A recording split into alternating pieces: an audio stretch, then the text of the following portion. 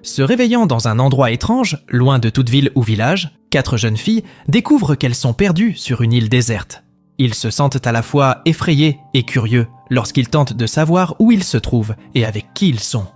L'une des filles, Anishuma Omer, admet calmement que ce n'est pas la première fois qu'elle se retrouve bloquée ainsi. Cette révélation choque les autres et brise le silence qui les entourait.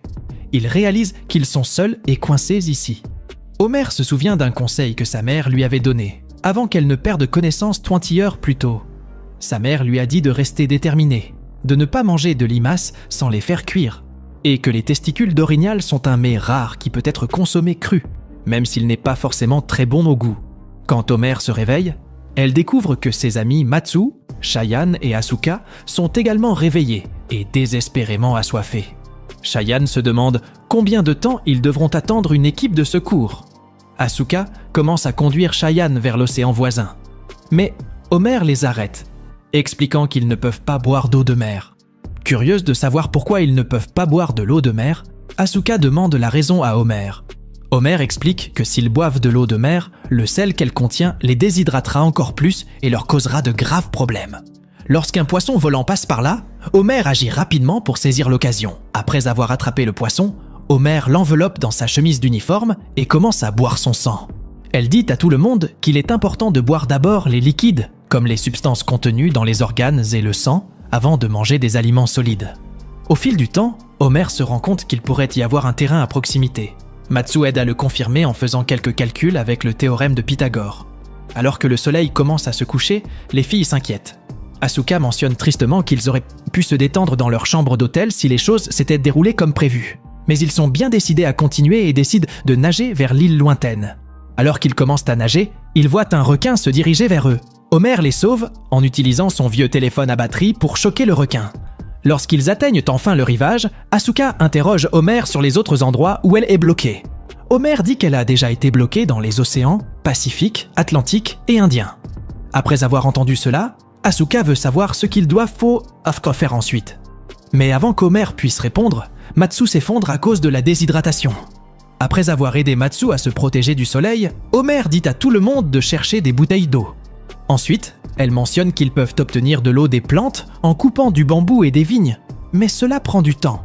S'ils ne peuvent pas le faire, ils peuvent purifier l'eau sale ou distiller l'eau de mer. Mais comme ils n'ont pas ce dont ils ont besoin pour cela, ils doivent trouver une source. Parce qu'ils ont vraiment besoin d'eau pour survivre, Asuka et Omer décident de se rendre dans la forêt épaisse et verte de l'île. Pendant ce temps, Chiam parle à Mutsu de la façon dont elle est contrariée de devoir chercher des bouteilles d'eau. Elle admet qu'elle ne fait pas entièrement confiance à Omer. Mais Matsu rappelle à Chiam l'époque où Omer les a courageusement sauvés d'un requin. Mutsu pense qu'Omer est digne de confiance à cause de cela.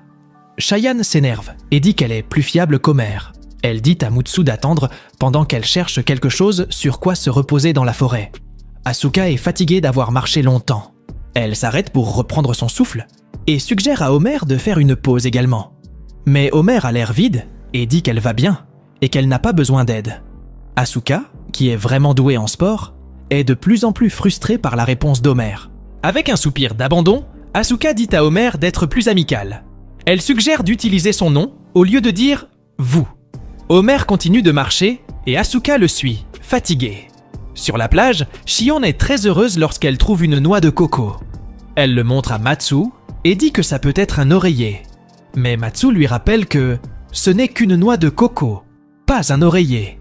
Shion regarde la noix de coco et se souvient en avoir eu une à Hawaï.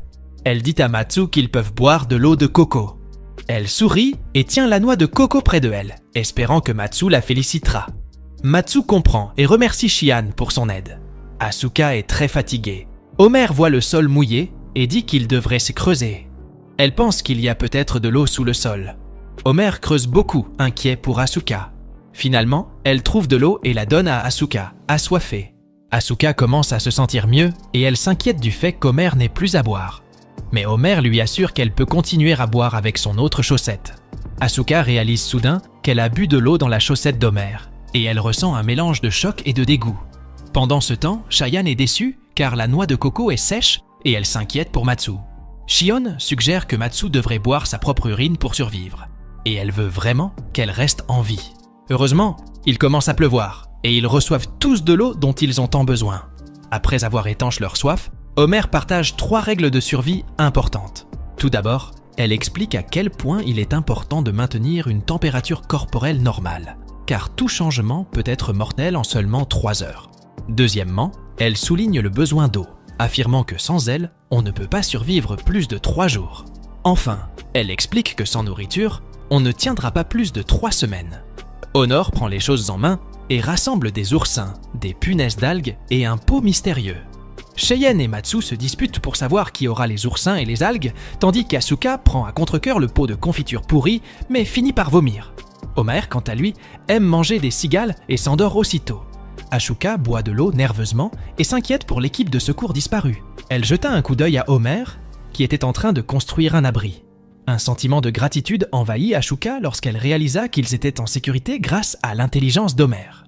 Mais soudain, son estomac affamé gronda, interrompant ses pensées. Suka, avec Homer à ses côtés, commença à chercher des plantes dans l'espoir de trouver quelque chose à manger. Homer fit une grimace inquiète et avertit Asuka de ne rien manger d'inhabituel.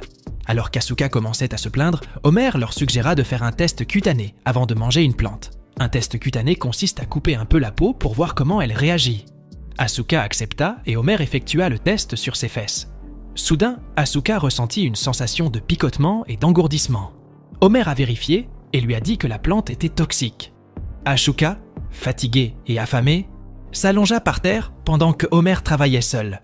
Une cigale s'est posée sur la main d'Asuka et elle a essayé de la manger mais a changé d'avis et l'a laissée partir. Homer a attrapé l'insecte dans les airs et l'a tué. Finalement, ils se sont reposés dans l'abri qu'ils avaient construit. Shian a couru vers eux et leur a dit qu'ils avaient besoin d'une douche parce qu'elle ne voulait pas que l'équipe de secours pense qu'elle sentait mauvais. Tandis que Matsu et Asuka regardaient Cheyenne avec confusion, Homer accepta d'aider Shian. Avec une rapidité et une intelligence impressionnantes, Homer a utilisé sa créativité pour fabriquer une douche de fortune. Lorsque la douche fut prête, Shian hésita d'abord, se sentant vulnérable à l'idée d'être nue dehors. Mais sa curiosité et son esprit aventureux l'ont emportée, et elle a décidé de l'essayer. Au fur et à mesure que l'eau la submergeait, ses inquiétudes disparurent. En récupérant de la nourriture avec Homer, Matsu a admiré son ingéniosité et s'est rendu compte que ce qu'elle avait appris à l'école était inutile sur l'île. Heureusement, Homer était là pour lui apprendre. Alors qu'il ramassait de la nourriture au bord de la mer, Matsu s'est excusé auprès des Bernard l'ermite avant de regarder Homer les manger. À leur retour, Homer fit un feu en utilisant une bouteille comme loupe et des feuilles séchées comme petit bois.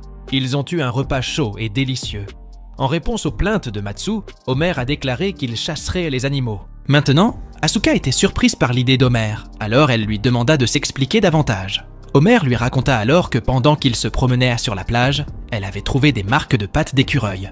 Homer a partagé son projet de manger de la viande d'écureuil avec les filles, ce qui a inquiété tout le monde.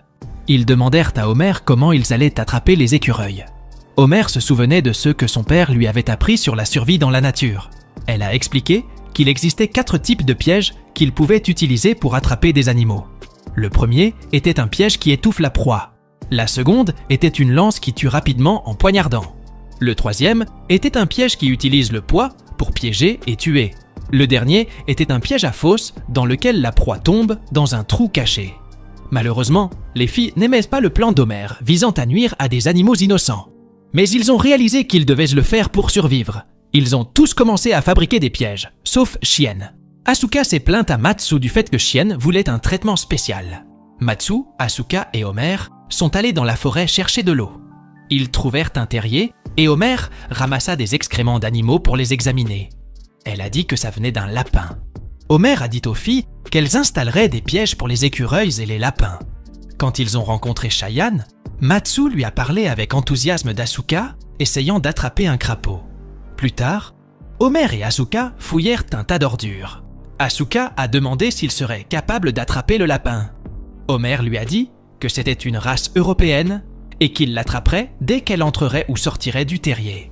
Homer a installé le piège et Asuka a parlé avec enthousiasme du goût de la viande de lapin. Mais Matsu désapprouva et rappela à Asuka de laisser partir le crapaud. Asuka a expliqué que les lapins étaient différents et que son corps avait envie de viande. Homer leur a dit de se taire car les lapins ont une bonne audition. Elle a dit à Matsu de rester vigilant. Lors de l'installation des pièges, Matsu et Asuka ont travaillé ensemble et Matsu a trouvé un moyen astucieux de placer le piège sans branche. Se sentant fatigué, Shihan se rend prudemment vers Asuka, Homer et Matsu pour leur poser des questions sur les projets de dîner. Homer, mal à l'aise, assure rapidement à Shihan qu'elle trouvera quelque chose de différent à manger. Shihan en a assez de manger la même nourriture et se plaint auprès d'Homer du manque de variété. Homer promet rapidement à Shihan un repas différent. Lorsqu'ils atteignent le rivage, Homer guide Asuka plus profondément dans l'océan. Elle explique qu'ils doivent plonger en dessous pour récupérer des coquillages plus gros comme des coquilles de turban. Asuka a peur dans l'eau sombre et se demande si tout ira bien. Homer se souvient que son père lui avait appris à utiliser l'air de ses poumons pour voir sous l'eau. Plus tard, Shihan s'approche d'Homer avec enthousiasme. Mais Homer n'a que des étoiles de mer et Shihan est déçu. Homer cuisine l'étoile de mer et Shihan essaie de se convaincre qu'il s'agit d'un nouveau type de coquille de turban. Shihan remarque des cicatrices sur les mains d'Homer et Asuka murmure qu'elles viennent d'essayer d'obtenir des huîtres aux coquilles pointues. Shihan apprécie désormais la détermination d'Homer et la remercie pour son travail acharné. Après avoir mangé, Homer, Asuka et Mutsu se rendent dans la forêt pour vérifier leur piège. Asuka demande à Homer ce qui arrive au lapin qu'ils attrapent. Homer explique que si l'animal est encore en vie, ils doivent rapidement mettre fin à ses souffrances en lui brisant le cou. Asuka est choquée par cela, mais son attention est attirée par la fumée au loin. Il course vers lui et trouve Shihan. Il lui demande si elle a vu un navire de sauvetage, mais Shihan se met à pleurer et dit qu'elle pensait l'avoir vu, mais qu'elle avait tort. Matsu essaie de réconforter Shihan, et l'extérieur dur d'Asuka se brise alors qu'elle s'accroche à Homer. Après avoir pleuré, ils s'endorment tous. Homer se souvient des conseils de son père concernant la préparation d'un barbecue dans les moments difficiles, et réveille Son pour qu'il commence à creuser, ce qui la surprend. Son fils s'excuse, mais Homer lui dit de continuer à creuser. Cheyenne a trouvé un lapin. Homer l'a félicité et a dit qu'elle pensait qu'il trouverait un lapin dormant dans le sable plus tôt. Ils ont ramassé beaucoup de lapins parce qu'ils voulaient faire un barbecue ce soir. Cheyenne redevint heureuse et remercia Homer. Ils ont organisé une fête avec leurs poupées, comme ils l'avaient promis. Puis, un jour, Asuka et Matsu trouvèrent un lapin dans un piège. C'était un moment triste car ils ont dû tuer le lapin pour le manger. Matsu a essayé mais n'y est pas parvenu, alors Asuka l'a aidé. Asuka a dit que c'était dur pour elle aussi. Ils ont montré à Homer et Cheyenne ce qu'ils faisaient, et Homer était fier d'eux. Mais elle a dit qu'ils devaient obtenir rapidement les organes du lapin avant qu'il ne se gâte.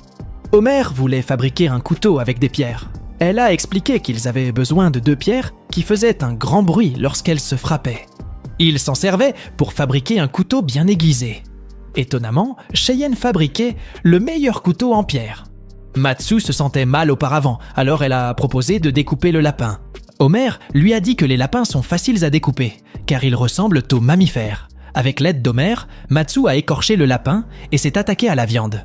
Shihan et Asuka se sont cachés parce que c'était effrayant. Mais Matsu était heureuse quand elle eut fini d'écorcher le lapin. Ils ne savaient pas comment cuisiner le lapin, alors Shihan a eu une idée. Elle se souvient avoir mangé des plats spéciaux en France et a suggéré de préparer un plat français raffiné avec le lapin. Mais ils n'avaient que des tiges de plantes de lapin, d'eau salée et de léopard. Cheyenne était excitée et a dit qu'il pouvait trouver une solution. Ensuite, Homer a eu l'idée de fumer le lapin. Ils étaient tous excités lorsqu'elle leur expliqua comment couper la viande de la colonne vertébrale et retirer les os. Matsu suit attentivement les instructions d'Homer. Le commentaire de Shine, selon lequel son travail n'est pas élégant, bouleverse Matsu, la rendant frustrée et agitée. Malgré cela, Homer continue de guider les filles sur la façon de fumer le lapin. Tout d'abord, ils préparent un noyau qui servira de base pour fumer. Ils placent des pierres chaudes au fond et les recouvrent de sable. Ensuite, ils ajoutent des feuilles pour créer une isolation. Ensuite, ils enveloppent la viande de lapin dans des feuilles de léopard. Une fois tous les préparatifs terminés, Homer suggère d'allumer un feu au sommet de la fosse. En attendant que le lapin absorbe la fumée pendant 1 heure, Matsu suggère de préparer une soupe avec les os. Pendant ce temps, Homer impressionne à nouveau tout le monde par son ingéniosité tout en dégustant la viande tendre. Ils mangent joyeusement ensemble. Ensuite, Homer rassemble les filles et annonce qu'elles devraient explorer davantage l'île car il n'y a aucun signe d'équipe de secours. Elle souligne la nécessité d'un meilleur camping capable de résister à l'automne et à l'hiver. Matsu et Asuka proposent avec empressement de rejoindre Homer dans l'exploration. Homer leur dit qu'elle n'a besoin que de l'aide d'une seule personne. Asuka saisit l'opportunité et demande à Homer sur qui elle peut compter le plus. Se sentant exclu, Cheyenne propose également son aide. Cette confiance soudaine surprend Matsu et Asuka, qui mettent alors Homer dans une position délicate en lui demandant de choisir son partenaire pour l'expédition. En fin de compte, Homer choisit Matsu comme partenaire d'expédition, laissant Cheyenne et Asuka quelque peu déçus. Nous terminons ici notre première partie. Pour regarder des suites et plus d'animés comme celui-ci, n'oubliez pas de vous abonner à la chaîne et rester à jour. Rendez-vous dans la prochaine vidéo.